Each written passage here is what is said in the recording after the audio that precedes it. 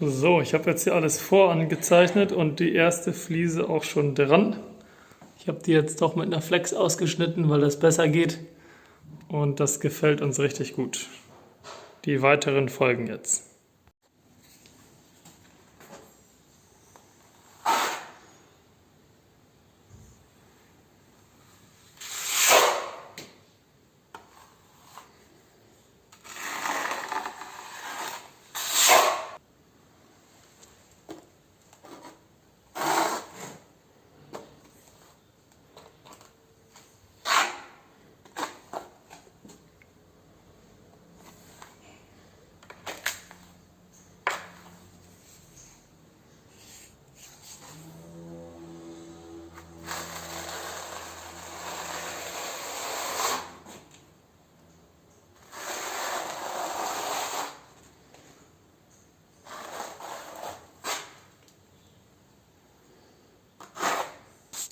Und Linda isst wieder Süßigkeiten und der Henny ist hier richtig fleißig.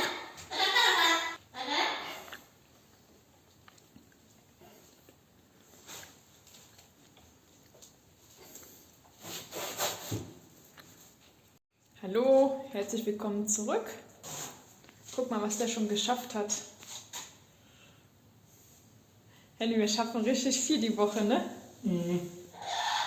Ich habe schon eben zum Henning gesagt, dass wir die Decke streichen können, die Wände komplett weiß. Also, dass wir hier in der Küche schon viel voran machen können. Denn im Wohnzimmer muss ja noch das Kaminrohr eingebaut werden. Weißt du ungefähr, wann es kommt? Steht 8 bis 10 Werktage, das dauert ein bisschen länger. Ja, also so ungefähr 1-2 Wochen noch. Und vielleicht ist es realistisch, dass wir diesen Monat noch den Boden hier legen können. Ja, das würde ich schon sagen. Ne? Also das wäre echt cool. Das ist jetzt eigentlich der erste richtige Küchenvlog hier, ne? Mhm.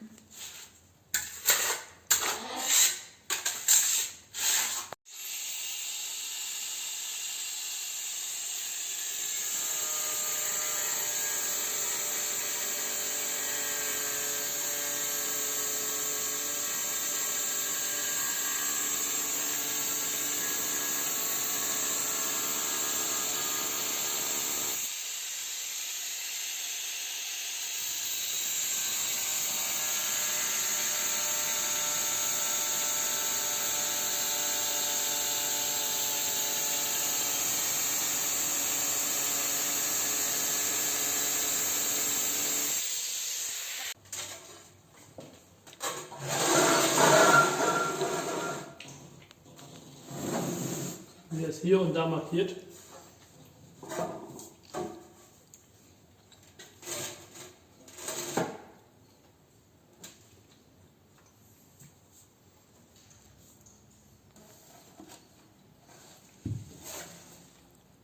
Noch ausrichten.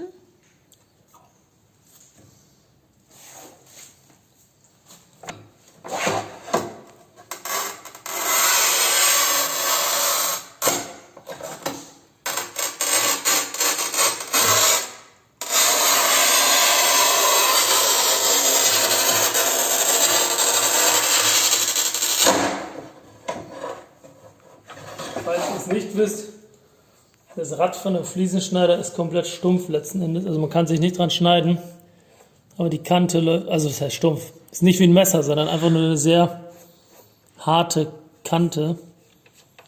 Und wenn hier jetzt reinfilmt, filmen wir dazwischen, hat einfach die gesamte Fliese, vielleicht von hier, hat die gesamte Fliese jetzt so einen Kratzer und an der Kante bricht sie durch. Oh. Und jetzt klack. Jetzt klappt man den um. Macht's klack. Wow. Ist sie gebrochen? Nee, doch, hier ist sie gebrochen. Die Stelle brauche ich nicht. Ach, Gott sei Dank. Okay, ja. Das ist die letzte hier. Dadadam. Muss natürlich jetzt noch hier ausgeschnitten werden. Aber da war der Henning schnell. Wie lange hast du jetzt gebraucht? Für alle. Für alles zusammen? Spät haben wir's? 3 Stunden? Ich weiß nicht, wie spät ist es? Nach 4 ungefähr habe ich angefangen. Ja, 4 nach 4 bis jetzt fast 8 Uhr. Ja, ist doch Gut. Die letzte. Ja. Dann hat der Henning auch mal Pause, Mensch. Ein Video für die Ewigkeit. Wie wir die Fliesen der Küche gemacht haben. Das gucken wir uns in 10 Jahren nochmal an. Das ist schön. Was suchst du? Ein Kreuz, gib noch mal eins von da hinten. Das weiße hier.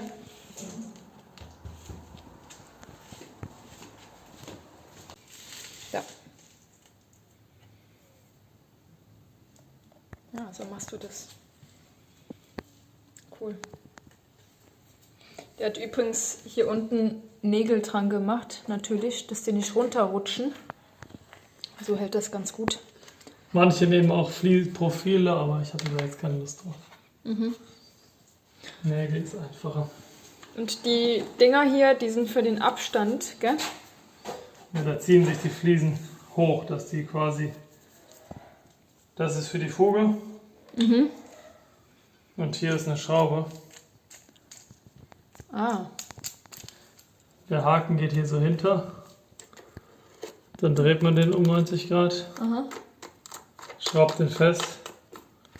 Und dann hat man erreicht, dass beide Fliesen auf der gleichen Höhe sind. ach so, Dass jetzt nicht nichts eine so übersteht. steht und eine Ja, ja, ja. Dann lege ich den rein. Ich muss jetzt noch ein bisschen hier rüber. Ja, du musst noch ein bisschen drücken. Genau. Da Drück steht das noch dran. wahrscheinlich der Ofen, der Backofen später davor. Lieber korrekt machen. Ja, ich weiß. Wenn es drin ist, ist es drin und getrocknet. So, Fertig. jetzt hole ich noch den Hennings Meisterwerk, Mensch. restlichen Kleber da raus. Bin immer wieder begeistert von dir. Auch die Fugen auskratzen, genau. Die kann ich dann ja auch wieder verfugen, ne?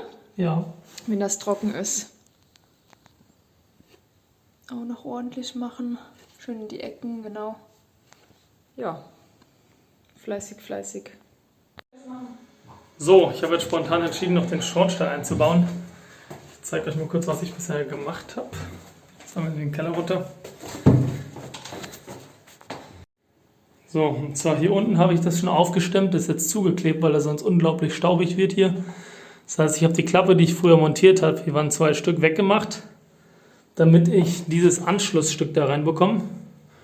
Und von oben lasse ich jetzt gleich ein Edelstahlrohr runter. Und das gleiche habe ich auch hier gemacht. Hier ist die Gasheizung und hier sieht man schon das Seil.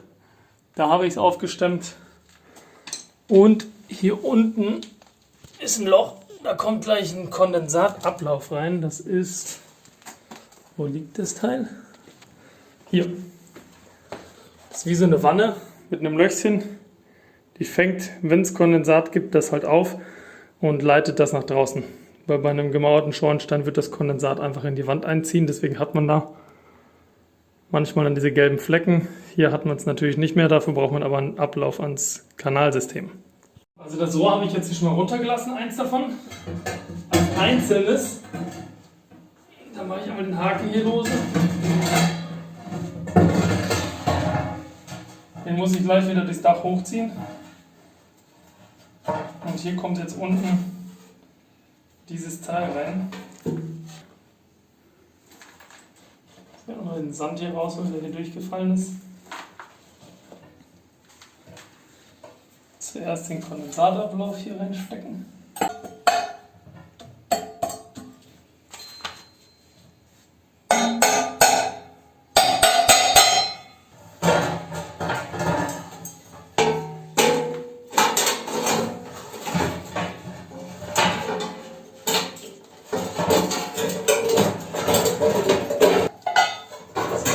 Dass das hier zusammenpasst mit dem Ablauf unten.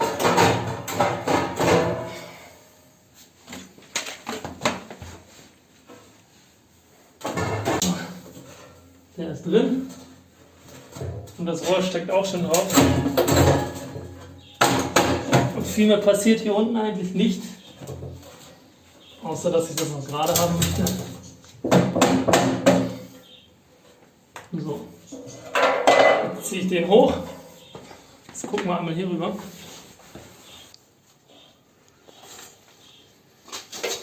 So. Mal die Eier rausholen.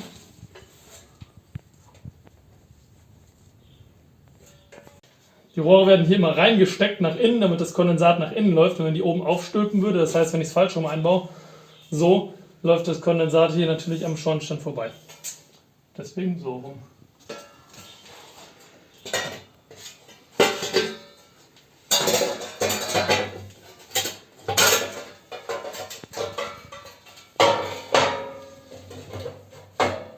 Nehmen wir jetzt nochmal 3 Meter Rohr hoch. Also er geht jetzt hoch, der Henning, und ich stelle mich jetzt raus auf die Straße.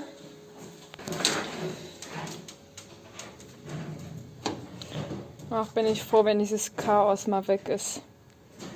Der Vordergarten wird, denke ich mal, im Frühling schön gemacht. Da oben ist das Rohr.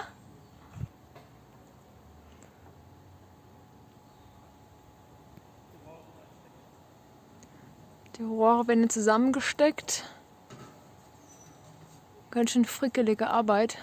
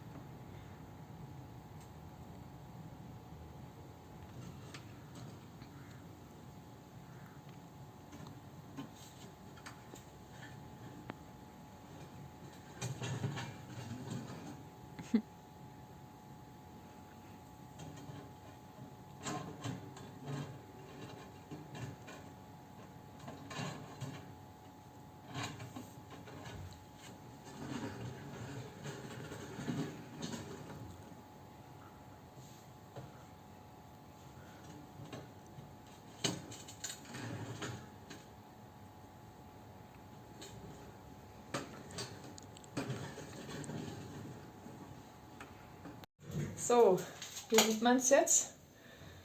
Die muss man jetzt da oben anschließen. Man hört es nur. Ich muss den Henning jetzt hier einmal anweisen. Das ist ein Akt. Das ist übrigens eine sehr staubige Angelegenheit. Das ist überall, liegt ja alles rum. Geht mal lauter. So, da ist es. Also wirklich drehen kann ich es von hier oben gar nicht. Ja, jetzt steck mal zusammen. Kannst du das ein bisschen führen? Nicht schlecht. Das hängt jetzt hier ein bisschen fest. Jetzt muss das ein bisschen geformt werden. Ich komme eben runter, ne? Ja, komm mal runter. Ja, der Henning muss sich das jetzt gerade mal anschauen. Das muss halt da rein. Und hier ist übrigens wieder alles schmutzig. Oh Mann, okay. Aber man hat ja einen Staubsauger und man kann hier auch wischen und dann ist das Ganze wieder sauber. Alles runtergelassen, aber die stehen noch nicht ineinander, also muss ich mir die jetzt ein bisschen wegdrehen. Aber der Henning kriegt das hin. Ich komme noch gar nicht dran. Aber du hast da ein bisschen mehr Schmackes. Das ist natürlich also geil, weil du 6 Rohre hochschieben musst. na Nee, toll. 7. 7 Stück sind da drin. Wow. Ha, geil. Hast du es? Ah, jetzt geht's rein. Ach, Gott sei Dank. Nee, es hat geklappt. Ja, Aber das sind war die anderen entspannter jetzt als auch gedacht. dran? Ja klar, die hängen alle dran. Ach, Gott sei Dank. Mega. Das habe ich jetzt nicht gedacht. So, im Keller hatte ich ja gerade Glück, dass die quasi alle perfekt zusammenpassen, ohne zu schneiden. Hier oben im Dachboden muss natürlich auch so eine Revision rein. Und das Rohr muss sich also da, wo der Strich ist, flexen. Und oben kann man das Spitzende quasi reintun und an beliebiger Länge abschneiden. Und ich gehe jetzt nochmal aufs Dach und hole das raus. So, die beiden brauche ich jetzt erstmal nicht.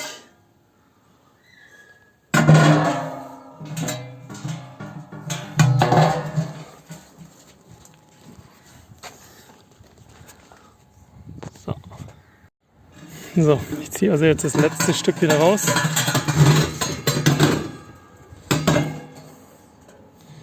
Keine Markierung, das heißt, ich muss noch ein zweites wieder rausholen. Mal gucken, wie ich da jetzt dran komme.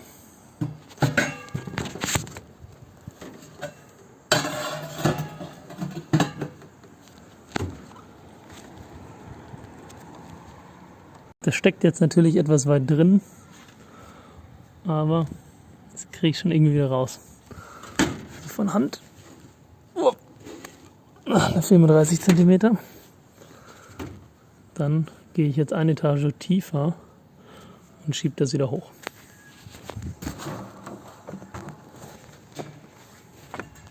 Hier habe ich übrigens meinen Haken, wo ich mich mal festdrücken kann.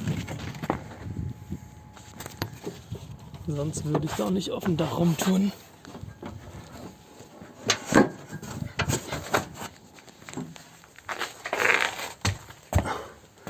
Hier ist übrigens mein Solarkabel schon gelegt. So.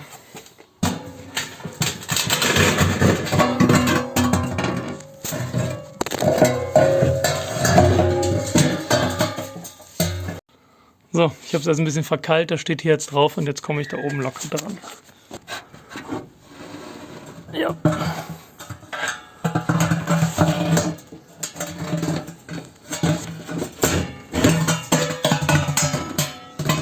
Da ist die Markierung.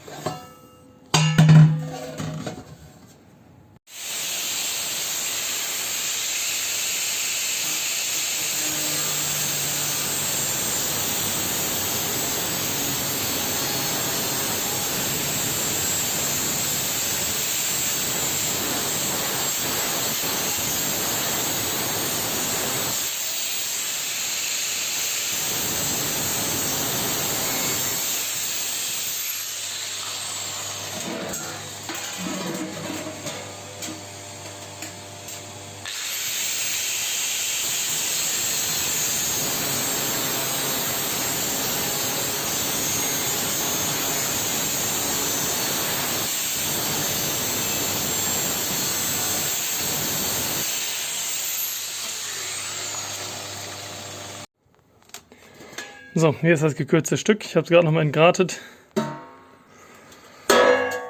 Das kommt jetzt hier rein.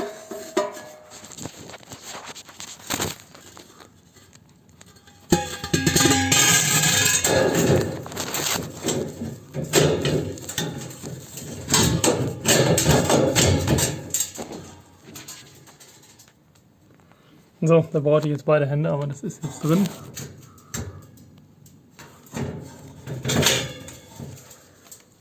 Hier kommt jetzt das Teil drauf.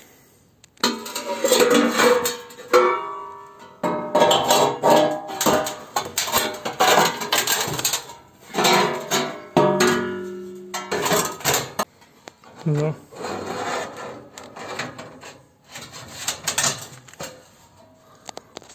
Perfekt. Und jetzt nochmal nach oben und das letzte aufstecken. So. Neue Rinde. Da unten sind wir. Und den lasse ich jetzt runter.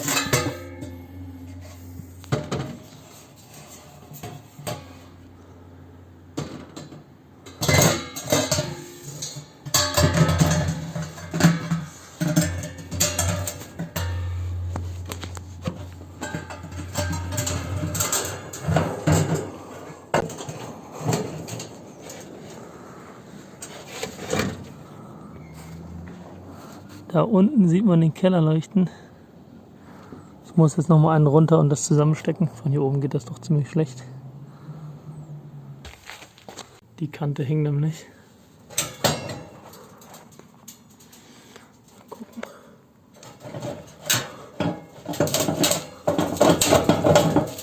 Na, da brauche ich auch wieder 2 Hände für. So, ist jetzt drin. Wem es aufgefallen ist, ich habe es aus Versehen falsch schon reingesteckt, das letzte Meter, deswegen ging es natürlich nicht rein. Die Falz ist ja immer unten. Ich habe die im Dunkeln irgendwie nach oben gelegt. Und das hat jetzt super gepasst. Also das ist jetzt alles drin. Jetzt fehlt nur noch der Abschluss oben.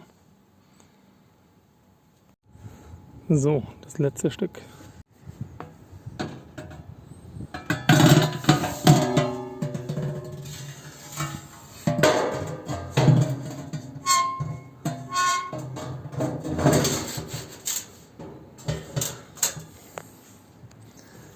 So, da kommt jetzt das Abschlussteil drauf.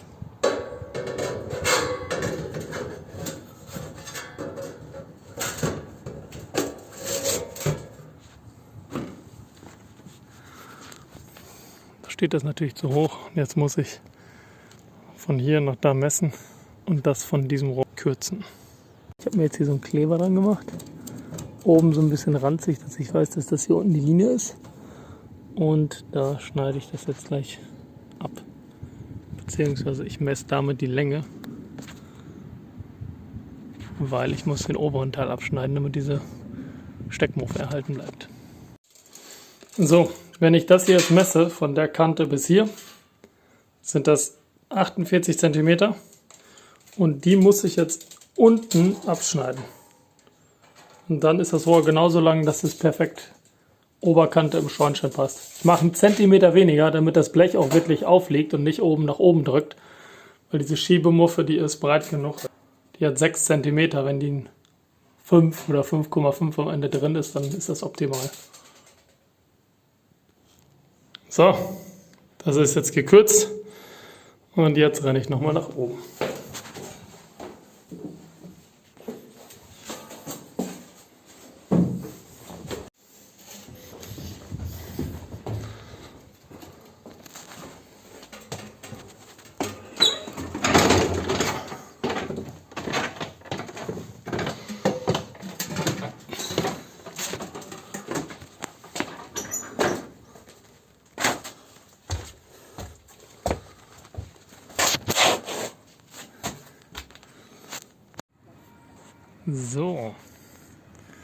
So sieht es jetzt aus. Morgen dübel ich das hier nochmal fest in den Ecken, weil das wäre jetzt sonst zu lose, aber vom Prinzip her passt das optimal. Und die Schnur ziehe ich jetzt noch wieder raus.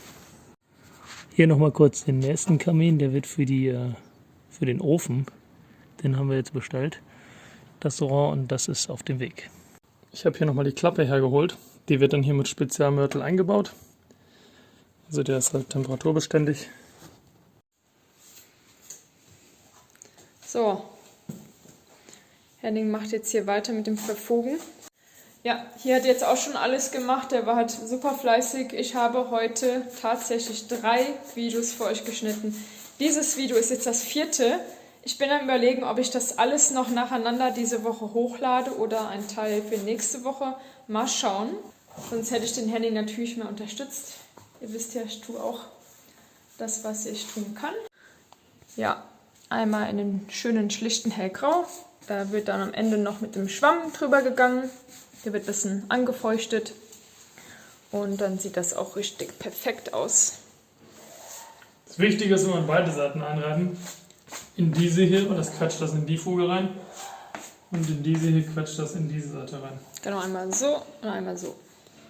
Und dann von unten nach oben oder andersrum abziehen.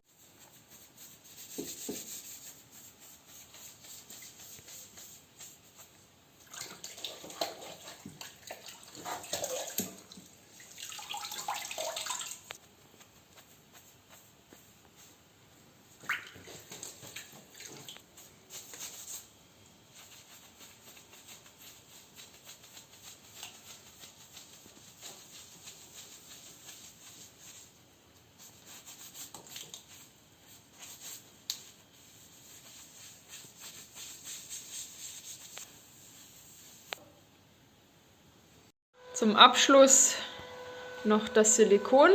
Interessant, guck mal, die zweite Tube ist nicht mehr klar. Das ist komplett durchsichtig und hier ist es matt. Aber das sieht man ja nicht, da kommen ja die Küchenschränke noch drauf. Ja, da kommt sowieso Farbe drüber. Ich habe jetzt kein weißes da. Ja, ist nicht schlimm. Das wird ja mitlackiert. Ich korrigiere nochmal, es ist kein Silikon, sondern Multidichtstoff, glaube ich. Multidichtstoff schon Hier wieder. steht drauf: Fix all crystal clear. Verfugen, kleben, alle Materialien. Aha, Ist auf jeden Fall überstreichbar. super. Ja, das wird ja noch dann hier weiß gestrichen. Hybridpolymer. So Leute, es ist schon der nächste Tag. Ich wollte euch das Ergebnis nochmal bei Tageslicht zeigen. So sieht das Ganze jetzt aus. Da muss ich dann nochmal drüber wischen, ein bisschen sauber machen. Ja, ein schönes Endergebnis. Ja, ich bin ein bisschen kaputt. Es ist so heiß draußen. Ich komme gerade von der Arbeit nach Hause. Ich werde jetzt dieses Video an dieser Stelle beenden. Gebt uns gerne einen Daumen nach oben und abonniert unseren Kanal, ist kostenlos. Und bis schon bald. Tschüss.